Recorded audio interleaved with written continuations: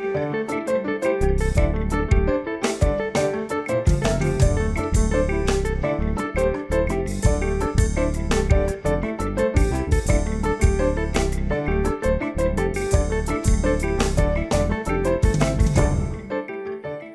I'm Hazem Seeker. This is Counting the Cost on Al Jazeera, your weekly look at the world of business and economics. This week, Liz Truss is gone, leaving the UK in political and economic turmoil. Can a new Prime Minister steady the ship? Also this week, turning the taps back on, Russia offers to supply gas to Europe again, but European leaders aren't biting. And a historic gas deal between Lebanon and Israel. Could supplies in the Eastern Mediterranean ease Europe's energy crunch? Well, Liz Truss's term was marred by economic policies that roiled financial markets and sparked rebellion in her own party. The Prime Minister is now out after her finance minister scrapped pretty much all of her free market agenda. But Truss's departure has plunged the UK into yet another period of economic uncertainty. And many British people are asking whether her replacement, the third this year, will be able to tame soaring inflation and kickstart economic growth. We delivered on energy bills and on cutting national insurance. And we set out a vision for a low-tax, high-growth economy that would take advantage of the freedoms of Brexit. I recognise, though, given the situation, I cannot deliver the mandate on which I was elected by the Conservative Party. I have therefore spoken to His Majesty the King to notify him that I am resigning as leader of the Conservative Party. Well, the pound rose against the dollar and government borrowing costs dipped after the Prime Minister announced her resignation. Truss's low tax and low regulation policies sent investors fleeing and pushed the pound to an all-time low against the greenback at one point. Truss had tried to save her position by admitting her plan was a mistake and appointing Jeremy Hunt as a new finance minister. Hunt has reversed almost all of her tax cut and spending plans in an effort to restore the government's credibility. Among the measures Jeremy Hunt announced, scaling back the government's costly state intervention to cap energy prices, which will now end next April. Reduction of the basic income tax rate would also be shelved after plans to scrap the 45% rate of tax for top earners were previously dropped. A planned increase in corporate taxes will now go ahead after the government initially said it will cancel the rise. And Hunt says he was open to imposing a windfall profits tax on energy producers, a measure the government had previously rejected. Well, joining us now from London is Gregor Irwin, a chief economist at the Global Council. Thanks very much for being with us. So how is all of this political turmoil right now affecting the markets and the economy? Well, we can see some very visible signs of how it's affecting the markets. Sterling has been under pressure for some time now, for several weeks. And in the financial markets, the cost of borrowing for the UK government has gone up, and it's gone up quite significantly, and it's been volatile. And how profound is the economic damage caused by Liz Truss's original tax plans and then the decision to reverse all of that? Well, I think it's certainly damaged the credibility of the UK government. Financial markets in difficult circumstances always want to know that governments have a credible fiscal strategy. That's been absent for some time in the UK. And the priority right now is to re-establish credibility with financial markets by making sure that that fiscal strategy is clear and that the UK government is bound by a sensible set of fiscal rules. If that doesn't happen, then, of course, it is damaging that the higher interest rates that the government is having to pay now on its borrowing, that's being reflected in the cost of borrowing for households and firms and mortgages. Mortgage rates are going up. That will impact on the cost of living for many households, and businesses will also come under pressure. They rely on credit, and credit's becoming more expensive in the UK.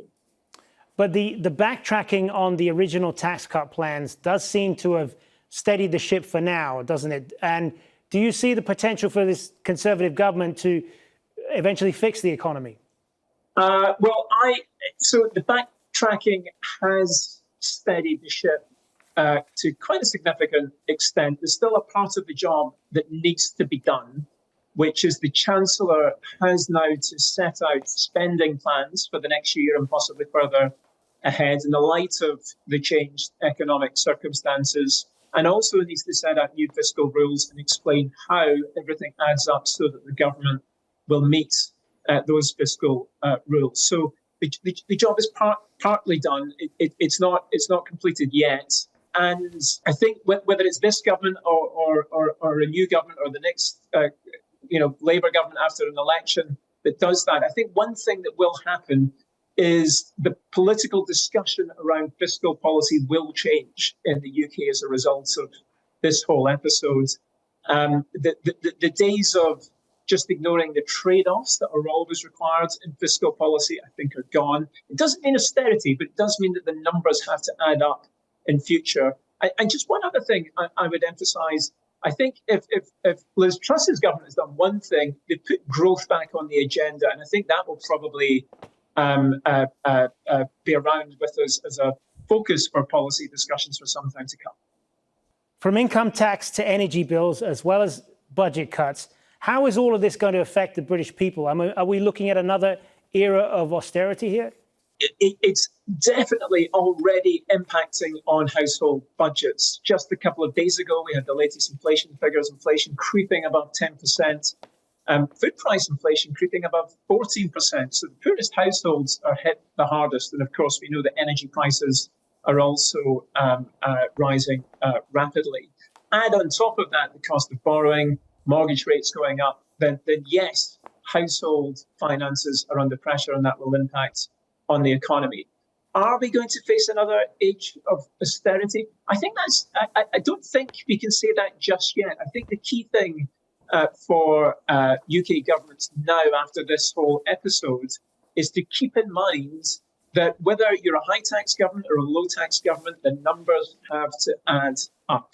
So you can't just borrow indefinitely in large quantities. You need to have a credible fiscal strategy that you present to financial markets if you're not to have the sort of rebound that we've seen in financial markets with the cost of borrowing spiking as it has done.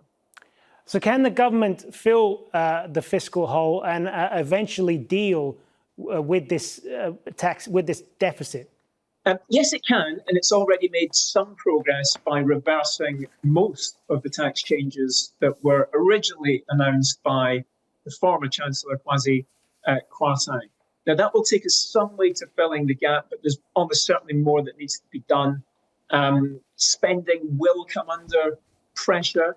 And actually, I think what financial markets want to see is that the gap is not just filled now in this financial year and the next financial year. They want to have a sense that actually there's a coherent fiscal policy in place in future years as well. That doesn't necessarily mean austerity, though. It means that you need to match your spending ambitions to your tax policies. And that was the mistake, or one of the many mistakes made by the Truss government. Gregor Irwin, thanks for being with us. Thank you. Europe has been busy lining up alternative gas supplies in an effort to reduce its reliance on Russian energy. It's cutting demand and preparing for a complete halt to Russian gas. But despite its efforts, things are likely to get worse next year.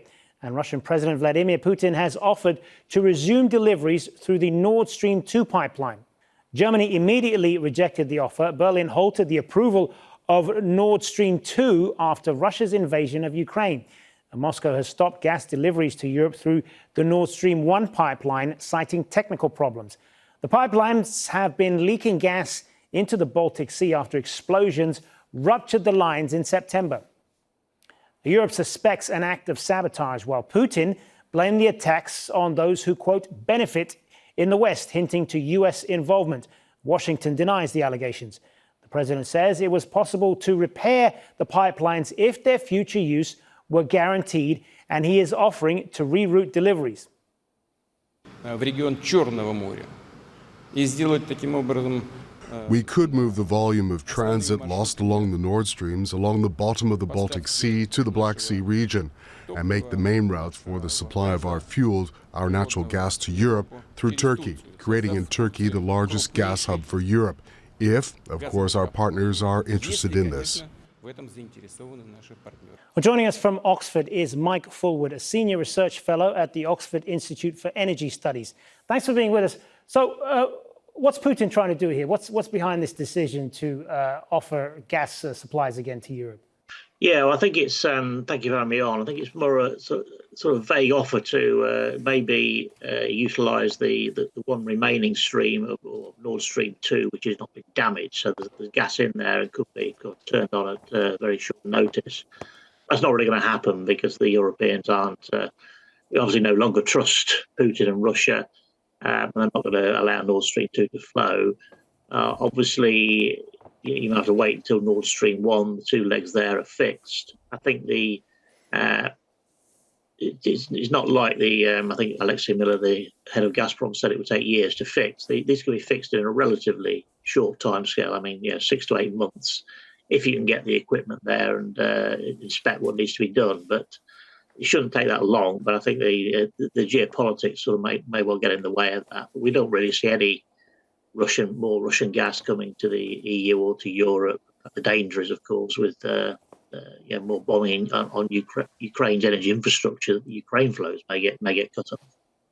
As you say, there are clearly trust issues here. Germany has already refused the offer, but it leaves the question of whether Europe has enough gas to survive without Russia's supplies.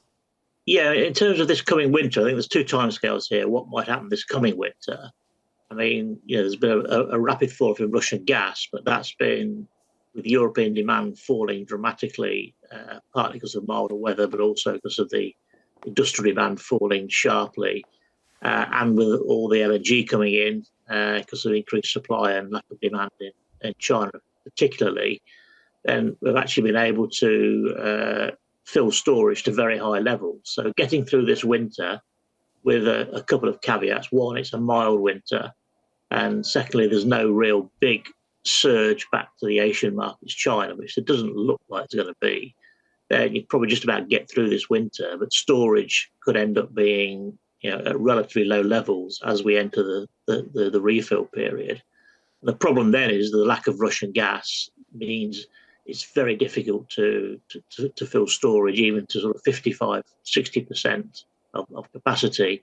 So next winter could be a dire situation with low Russia flows. Certainly, if Ukraine's cut off, it would get even worse. So no return to Russian gas at all through the Nord Stream pipelines. But can Europe replace all Russian gas supplies? Not in what you might call the short to medium term. The reliance really is waiting for the more LNG supply to come on. And while next year there should be a little bit of a fairly strong supply with sort of turnarounds in places like Freeport, the terminal in the US, which has been down, full year from Norway, other US terminals, a bit more feed gas into certain areas. Next year's supply looks okay, but Asian demand will like to rebound a little bit. But 24 and early 25, there's not much more supply coming on. It's not until we get into late 2025, 2026, when this next huge wave of LNG supply is expected to come on. I mean, by 2028, the amount of supply could increase by 45, 50%. At that point in time, then providing we've built the necessary infrastructure in Europe of regas terminals and pipeline connections to move the gas around, then we may return to, I say, some degree of normality in terms of the sort of rebalancing the market. But this is 3 to 4 to maybe 5 years away. But Putin is suggesting Turkey as a gas hub. What are the challenges to that? And is Europe ready to buy gas from a project like this?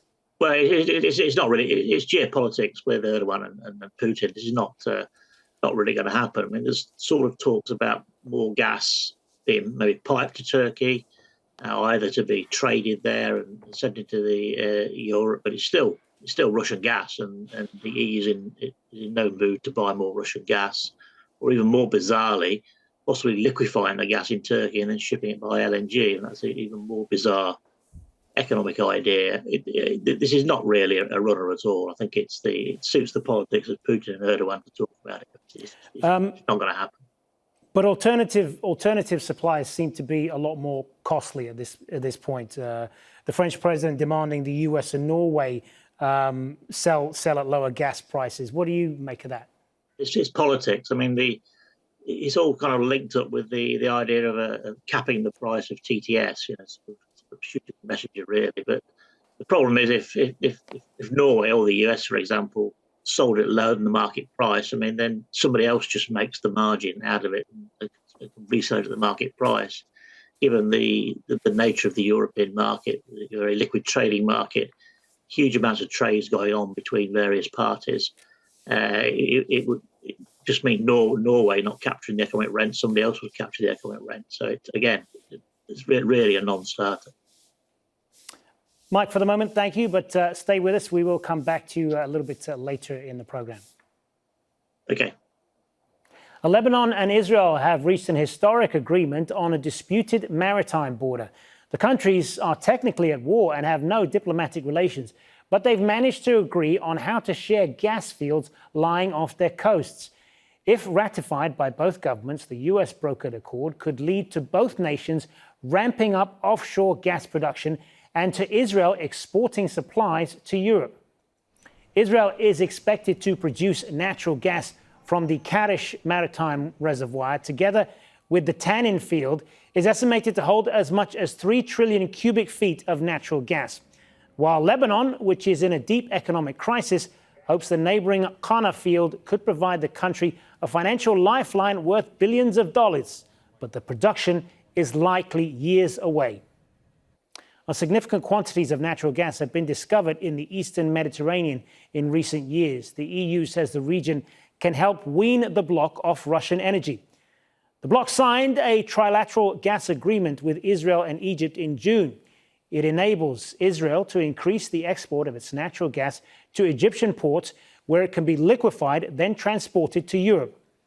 Several other nations are also looking to boost gas supplies to European markets, but Greece and Turkey are locked in a dispute over seabed territories believed to contain lucrative gas deposits. And the divided island of Cyprus is yet to begin drilling in 3 major gas fields. The internationally recognized Greek Cypriot government and the Turkish-controlled northern Cyprus can't agree on how to divide the resources. Well, back now to Mike Forward, Senior Research Fellow at the Oxford Institute for Energy Studies. So, Mike, how significant is this Israel-Lebanon deal for both countries, and how much of a part did Europe's gas supply problems play in that? Yeah, I mean, this was a dispute really sort of about the maritime border as to where you sort of draw a line out into the sea to decide which part of the Mediterranean Sea it has control over the resources either side of it. So it now comes to some sort of agreement on effectively what sort of belongs to Lebanon, what sort of belongs to Israel. I think the deal was on the sort of the Qana gas field, which is now wholly within the Lebanon area, but Israel may well have some sort of rights, at least some revenues from it, sort of on a sharing basis. I think it's obviously, given the security situation in Lebanon and obviously around the region, it may be quite difficult. But it possibly means the Qana gas field could get developed. I think Lebanon itself needs some gas, some energy for its own electricity system. There's also the possibility of obviously of exporting it, but that's where it kind of becomes tricky, because there are quite a few fields in that region which are being developed or could be developed to either become LNG or possibly less likely pipeline gas to Europe. And can these fields fill a supply shortage gap in Europe then? It's certainly not going to be in the short term. I think they're probably on as what we were obviously discussing earlier in terms of Russian gas and LNG. It will take quite a while to develop these fields. So you're talking about maybe 3, 4, 5 years before they would sort of hit the market. And it's not sure in what form they would hit the market. What's happening at the moment, of course, Israel is sort of selling gas into Egypt, where it's been liquefied and exported there. And obviously there's the Cyprus field, Aphrodite, and other fields in the area that East Med is quite prolific in terms of its potential. But how you actually evacuate that gas to the market, it looks like LNG is possibly the preferred option, which gives you flexibility to where it can go. Pipeline gas to Europe has all sorts of problems in terms of construction, and also the geopolitical problems of how do you deal with the Greek-Turkish issues on Cyprus. Yeah, you mentioned Cyprus there, and so if we expand this to talk about the whole Eastern Mediterranean region and the gas supplies there, is there enough to eventually allow Europe to wean itself off of Russian gas? I think it will help. I think it possibly comes a little bit too late. I think Europe can sort of, to some extent, wean itself off Russian gas by just importing a lot more LNG, and with some sort of normalisation of the market, sort of 4 or 5 years out. But I guess every little helps in a sense of additional supply, and the fact that it is close to Europe would probably be helpful.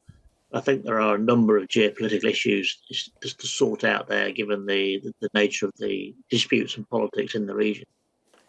So what will it take for Europe to make the full use of Eastern Mediterranean fields? I think in terms of, if it becomes LNG, I mean, you may need to build more liquefaction facilities to fully sort of develop the reserves. That could be floating LNG, which may be a little bit quicker than trying to build onshore LNG facilities. I don't think we'll see more onshore facilities being built in Egypt, but there is enough potential capacity in the Egyptian existing plants to take some of the gas in. But for full development, you may require a floating LNG option, which could be relatively quickly, but you need to develop the reserves and fields in parallel, or know that's going to happen before you bring the floating LNG facility in. So the advantage of LNG, of course, it doesn't necessarily need to go to Europe. It can also go elsewhere. So you have a lot more flexibility in sort of doing that. But it's helpful, but it's not the ultimate solution. All right, good to get your perspective on all this, Mike Forward. Thanks very much for being on Counting the Cost. Thank you. Qatar has launched its first solar power plant. It's expected to become the largest in the world, covering the equivalent of 1,400 football fields. Osama bin Javed reports. Qatar wants to expand its renewable energy. As a step towards that, it's launched its first large-scale solar power plant, which is going to be generating 800 megawatts, about 10% of peak capacity here in Qatar. This is one of 3 power plants which are going to be coming up in the next few years. And the Minister for Energy says that they are on track to make sure that this country, which relies on its exports of hydrocarbons and usage of hydrocarbons, goes towards greener sources. Solar is going to actually become more efficient and cheaper with time, and maybe the most important for us element is to try and reduce the size of land that you need. You know, Qatar has scarcity of land. It's a very small country, and you can see this is a giant project as far as land. This is the first project. The second project is already under construction, as I mentioned, 875 by Qatar Energy in our own industrial cities.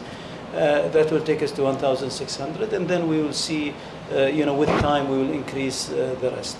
The 1.8 million solar panels installed in this power plant are jointly operated by Total Energies, a Japanese firm, and a consortium of Qatari investors. The people behind it say that this is not just a PR exercise, but this clean energy will have a real impact on how people utilize energy. Well, it's not just greenwashing, it's because we shifted our strategy.